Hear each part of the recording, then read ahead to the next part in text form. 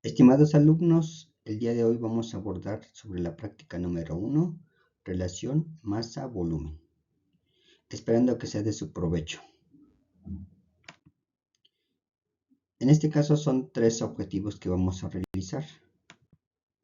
Los 3 métodos pueden ser abordados y será bajo criterio del docente.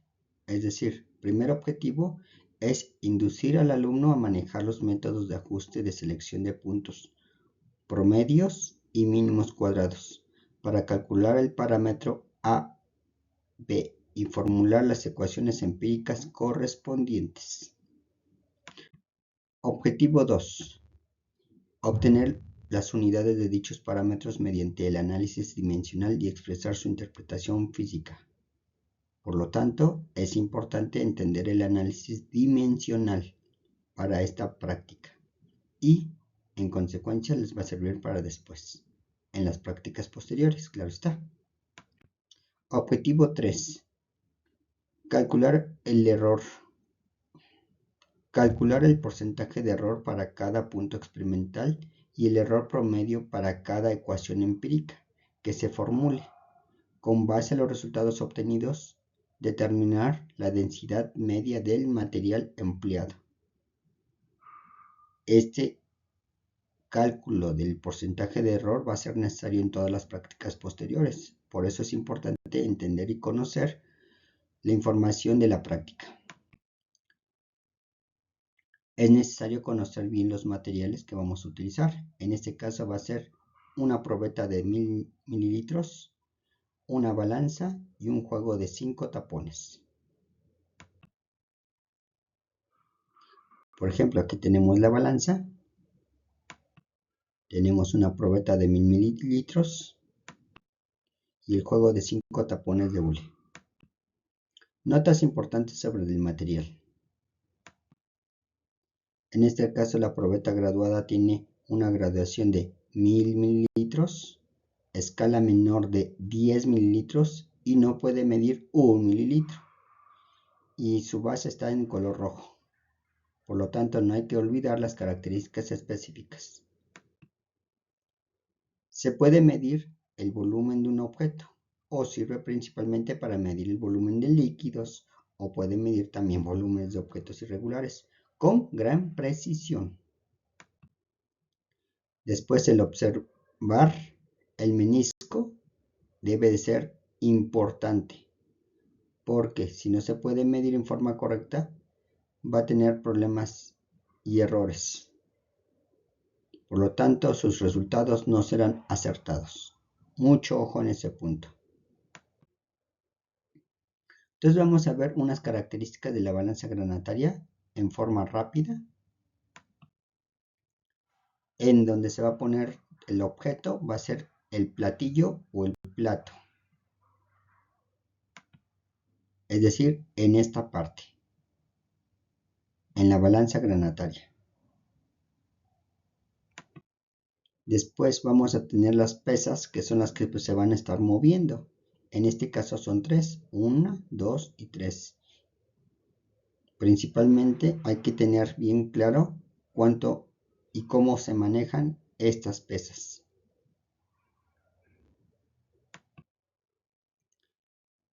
Las pesas van a estar en estos brazos, van a ser un brazo por cada pesa.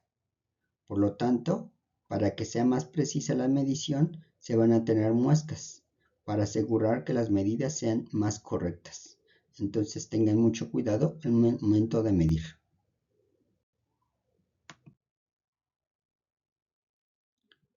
Como parte, por así decirlo, final, está la fiel o el apuntador, que este me indica cuando está listo el resultado de la medición de la masa, cuando este está bien dirigido en un punto que también tenemos una pequeña línea, que me va a indicar que ya está bien medido. Pero no se debe de estar moviendo el fiel, ni para arriba ni para abajo, debe de estar en una sola posición en forma horizontal. Después, los brazos de la balanza, como se dieron cuenta, son 3 brazos de la balanza. El primer brazo que vamos a tomar en cuenta es este. Mide desde 0 a 500 gramos. Aquí podemos ver 0, 100, 200, 300, 400 y 500, con muestras de cada 100 gramos, por ejemplo. Después va a medir de 0 a 100 gramos. La pesa que se va a mover sería esta. Y se va a mover de 10 en 10, de 10 en 10, hasta llegar a 100 gramos. Aquí cuando llega a 100 gramos es recomendable que se mueva la pesa anterior. Y finalmente la pesa más pequeña, es decir, la que va a medir de 0 a 10 gramos, con escala mínima de 0.1 gramo. Aquí podemos ver que aquí está de 0 a 1 y todavía el 1 está dividido en 10 partes, es decir, 0.1 gramo. Por lo tanto, la balanza está bastante aceptable para un primer experimento. Hay que hacer preparación para la primera práctica y seguir las indicaciones. En este caso, la preparación es clasificar los tapones en orden ascendente, setar a la balanza y se afora la probeta a un volumen entre 400 y 500 mililitros con agua. Puede ser a 500 para que sean las operaciones más sencillas. Sin embargo, eso lo va a indicar el docente.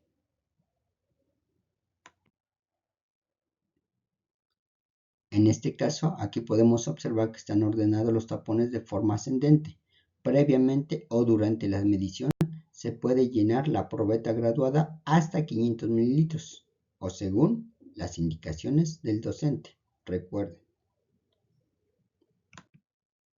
El desarrollo experimental, aquí otra vez, se va a seguir el desarrollo experimental indicando por el docente o seguir el manual del laboratorio de física. Aquí podemos ver que aquí vamos a estar pesando. Dense cuenta que después se va a estar moviendo las pesas y me va a indicar ciertos valores para cada una de las o de los hules que se está midiendo. Aquí tenemos el primer hule y vamos a seguir las indicaciones que nos dio el docente hasta llegar hasta los 5 masas, obtener las 5 masas de los hules. Tenemos que anotar nuestra información. Aquí es importante saber que va a haber un valor independiente y un valor dependiente, en este caso las abscisas o las ordenadas.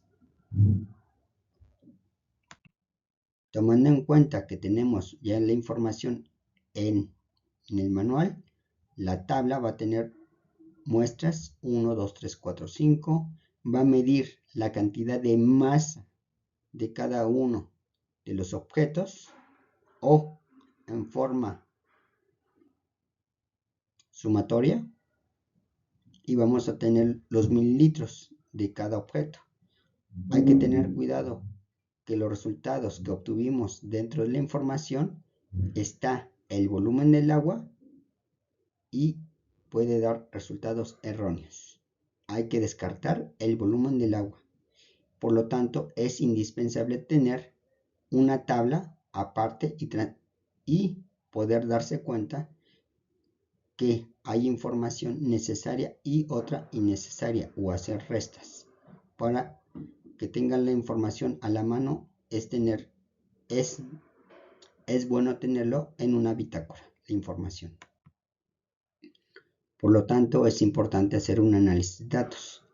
En esta primera práctica tienes que contestar lo que se ve en la pantalla y después hacer una gráfica en un papel milimétrico siguiendo las indicaciones del docente.